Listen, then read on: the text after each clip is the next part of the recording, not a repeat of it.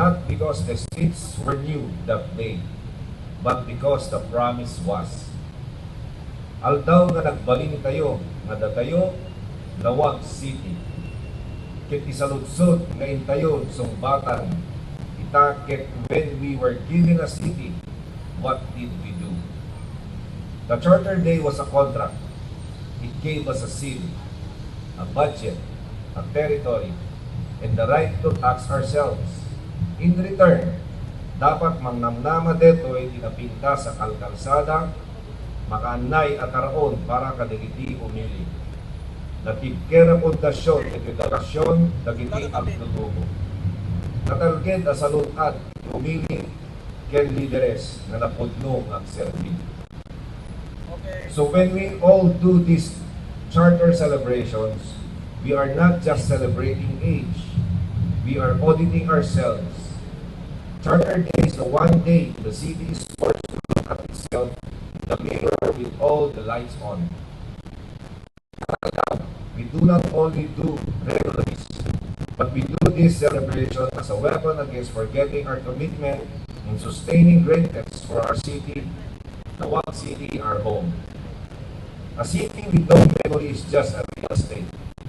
A city with a Charter Day is a biography.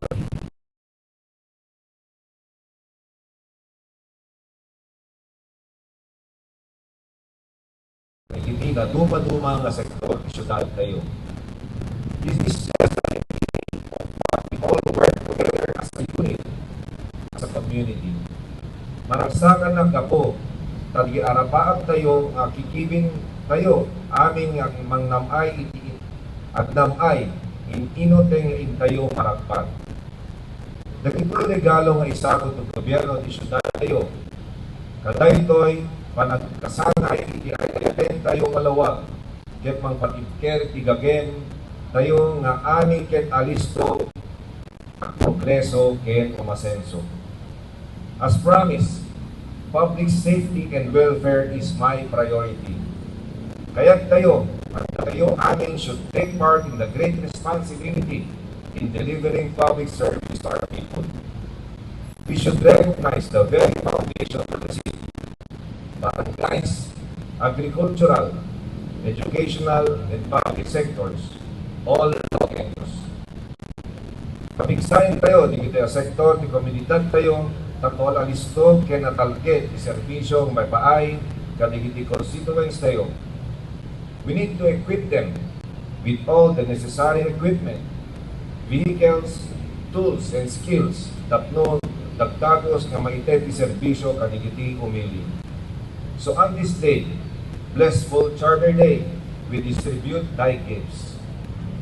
So today, we gather not because the work is done, but because the work had just begun. Inot at kikibin tayo, ang magpatanog iti talugading tayo Lawagenyo. At a certain point and perfect timing, the unreachable becomes reachable. One step at a time is a giant leap for our brightest golden days.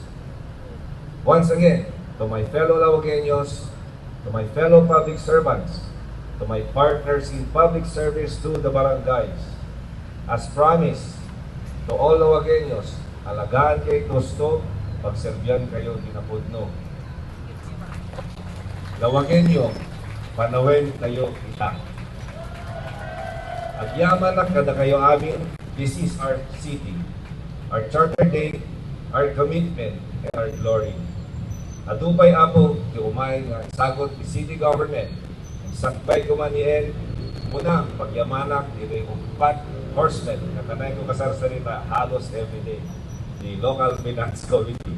Thank you so much for listening. Thank you to all the department heads, the ever-supportive employees of the city government. Thank you so much. And to the council, thank you so much for questioning. That's part of your job, I understand.